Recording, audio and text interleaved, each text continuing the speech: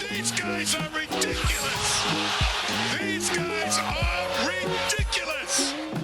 Now, how about them damn Celtics? And we are back with another How About Them Celtics video. Sam and I are here talking on Sunday, October 29th. And we're going to be talking about the Celtics defense today. Specifically, we're going to focus on this quote or this sentiment from Derrick White after the Celtics Friday night win over the Miami Heat. He said, Derrick White said Jrue Holiday told him they're going to see at the end of the year who has the most blocks. White said he told Holiday it was crazy. His fellow UCLA alum, Jaime Jaquez, tried to dunk on him. Shout out to Jay King, by the way, friend of the program. Basically, Derrick White had a couple chase down blocks. Then Jrue Holiday just absolutely murdered Jaime Jaquez in a chase down block and went up to Derrick White and said, hey, we're going to see who has more blocks at the end of the season. For those wondering, the 2-game metrics, which player is leading. This is the worst time of year for stats because you want to reference stuff, but it's so hit or miss. It's like who's like the craziest dude that's at the top of the scoring right now. We did this in the last pod. It was like total points, Luka, Cam Thomas. Cam Thomas, like all these. I mean, Cam Thomas might be towards the top 25, but probably not top 10. Just because of how much responsibility he might have with this Nets team. But there are just some crazy names that get sprinkled in here. Yeah, but the blocks, they both have 4 through 2 games, which is kind of nuts. Porzingis has 5. The Celtics as a team, let me check. The Celtics have to be leading the league in total blocks, right? Through 2 games. They're not. They're 5th. They're not. The Pistons, I guess. The Pistons have 3 games. 3 games, yeah. You need blocks per game. Yeah, okay. Let me check per game if my my mouse decides to work. Per game. You gotta move the goalpost, Jack, until the Celtics can be first. It is first. All right. 8.5 a game protecting team in the league. 8.5 per game is kind of nuts. Jrue Holiday, and Derrick White, both obviously 2 of the best shot blocking guards in the league. It's something I wrote about when I talked about their drop defense, and we've seen it. I mean, all of the blocks from those 2 in against the Heat came in transition, but that was by necessity because the Heat were kind of dominating in transition to start that game, and those 2 took it upon themselves to get down there and play well. We kind of wanted to use this Derrick White quote to talk about the Celtics defense as a whole. That said, prediction, who finishes the season with more blocks, Jrue Holiday or Derrick White? I think Derrick White. Derrick White had a crazy block season last year. It seems like it's part of his game now. It's what he does. He's getting himself into position to make those defensive stops. You saw it against Miami. He's getting out, getting back in transition, and doing what he can to prevent these baskets. It's really great to see. Yeah. He saved them 6 points against Miami. All of his blocks were at point blank range, all on Jimmy Butler, who is a guy you don't need to see get going by seeing the ball. Got his ass. Yeah, got him. Which is nice. I'll probably also go Derrick White. He just seems more apt. Although, give him credit, Jrue Holiday been really good. He has been good. He was excellent on Friday night. All over the place. Flirted with a triple-double. Yeah, and as much as it is, you mentioned, it's impossible to look at stats 2 games in, like everyone does, just because that's what you kind of got to do. But the stats across the board are looking similar to what we might have expected, like Tatum at the top, then a cluster of the rest in there. Jrue Holiday's point totals are a little skewed because he didn't have a great scoring night in the first game, but everyone's like Jrue Holiday's at 13, and then the next 4 guys are 19 and up. So like you're expecting those guys to carry the scoring load a lot. Probably want to see Horford and Pritchard even it out in there, but then the blocks, 2.5 Porzingis, 2 Derrick White, 2 Jrue Holiday, half for everyone else. Like Luke Cornett's averaging a block a game because he played 1 game and he got a block. Like everyone's blocking shots. The Celtics are in protection, and that Knicks game was nuts. Their transition defense against the Heat, once they locked in, was great. They didn't allow too many leak outs early in the game, but then they settled down. We talked about in the last pod, the Celtics are allowing opponents to shoot like 38% in the paint so far. Yeah. I'm amped. I tried to hold off the sneeze. I'm going to edit that out, but I tried to hold off that sneeze for so long to throw it to you, but I just couldn't. Sound like you're recovering still. You just took a lot out of you.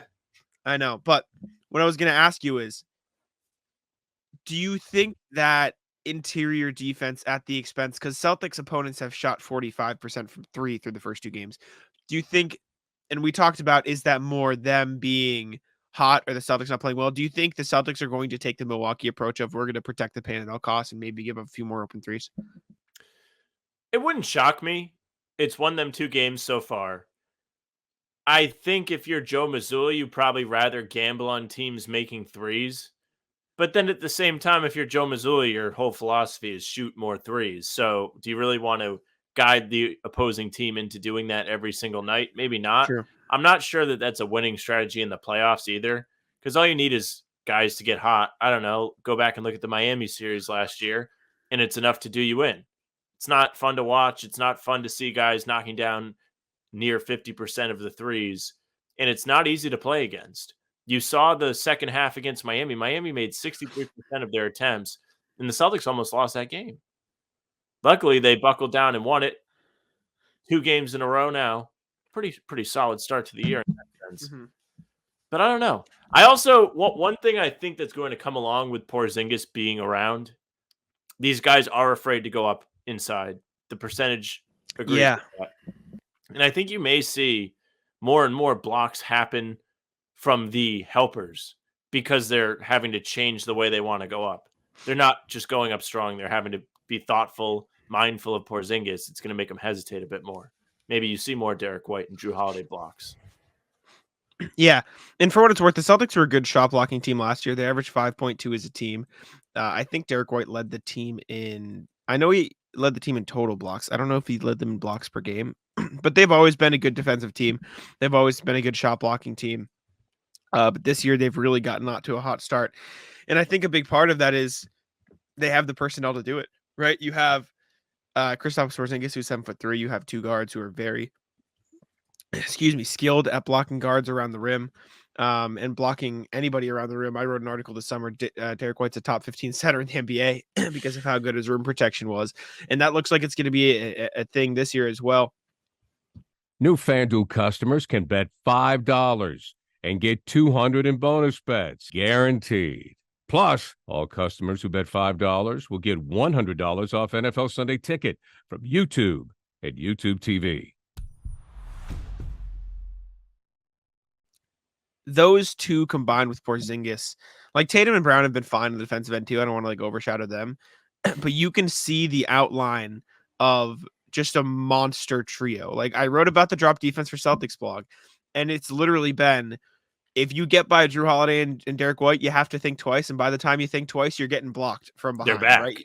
Yeah, you're not going to get a recovered. shot off. Like that's might be the deadliest defensive combo in the NBA.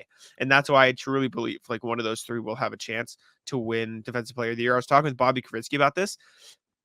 I don't think it's likely because having 3 players on the team is aggressive, but like you could legitimately see all 3 of those guys make a defensive team on an all-defensive team. Dwight and Holiday both made it last year. I was going to be like, right? well, how many guys could you see from the Celtics making all defense? Because I think Right? those 3 have a real chance.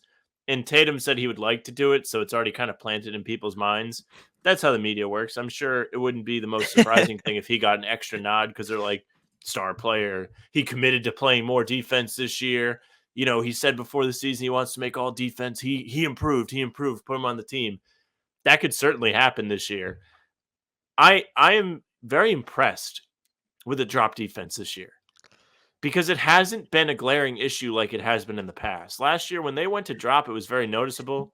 It was something, it was like, why are they doing this? They should be switching everything. And Porzingis doesn't have the feet to switch everything. He just doesn't. So we're going to have to see when a team like Golden State comes to town how it's going to hurt them. Well, good. I will say you did see a little bit of how it could potentially hurt them against the Heat because Tyler Hero was getting to that mid-range area and just kind of sorry to cut you off, but like that's the only thing that could go wrong. But then you also saw him get to that area, and then on a couple of possessions, Porzingis switched it up. Porzingis drove up and trapped, and then Jrue Holiday almost got a steal. Porzingis, met him higher up and then blocked him driving to the lane. He blocked Tyler Hero. So there are ways you can adjust for that. I do think, like you were about to say, though, like against a team like Golden State, where you have guys like Steph and Chris Paul who are so adept in that mid-range area, you'll have to adjust a little quicker than they did against Tyler Hero. But overall, again, like you were saying before I cut you off, like the defenses look really good in that style. Yeah, they did. And the defense this year has been a 5-man straitjacket, something I wrote in one of the hot takes. Mm-hmm. They just look locked in. They're very comfortable almost building their defensive scheme around Porzingis to make him the most effective as he can be, because it's a real thing that he can be exploited. There's no doubt about it. If you misuse Porzingis, teams are going to go at him. They're going to make him try and guard on the perimeter. And it's just not something that they're really doing. They're not allowing him to be targeted just yet. You're going to have to keep your eyes peeled for that as the season goes on, though, because smart coaches will figure out a way to punish you for putting him out there because he's been so effective. Even on Friday, he wasn't great against Miami, but he had like the best not great game ever with 17 points, 9 rebounds, couple steals, some assists. He was efficient, shot 50% from the field. Like, all of these things are true, and we're still like, well, he wasn't the best. Like, he got cooked by Bam. But then you look at Bam, and it's like, well, he shot 10 of 24. Yeah. I said it to start the year. I think the Celtics have a chance to have the best offense and defense in the NBA. Like, that's how talented this team is. That doesn't mean they're a lock to win the title or anything. Like, they'll have to go through other good teams who have also looked good. Like the Dame Bucks have looked really good. The Suns have had their flashes, although we haven't really seen them on the court together. But Booker cooked in that home opener, or I think it was it home or was it away? I can't remember. Booker looked good. They were at Golden State in that one. Okay, yeah, he looked good in that Suns one. Winless, by the way. Yeah, tough look. But then like the Nuggets are obviously nasty. The Warriors have actually looked really good. Like they're back again. Good trade. Chris Paul's a good fit. Yeah. Good trade. So with the the Celtics pick. will have a test, but they look. I mean, we said it for the first half of that half game. They were bad in that first half, but they are just better, and so they were winning. And they're not playing well yet. The ball That's what isn't I'm saying. popping around. They don't have chemistry yet, and they still look pretty solid. They're still able to close games without really having that feel for each other yet. Gotcha. Feels like we've watched them close more games this year than they did the whole last season. Yeah.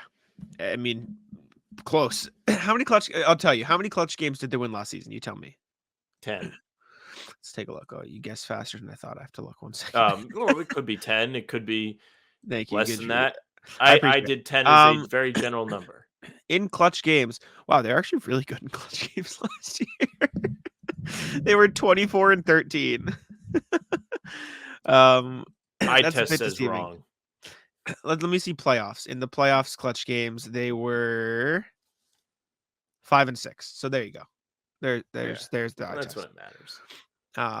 But they're a lot of those clutch games I don't think should have been clutch games. There's definitely like a nuance to the clutch games stat, at least in the regular season.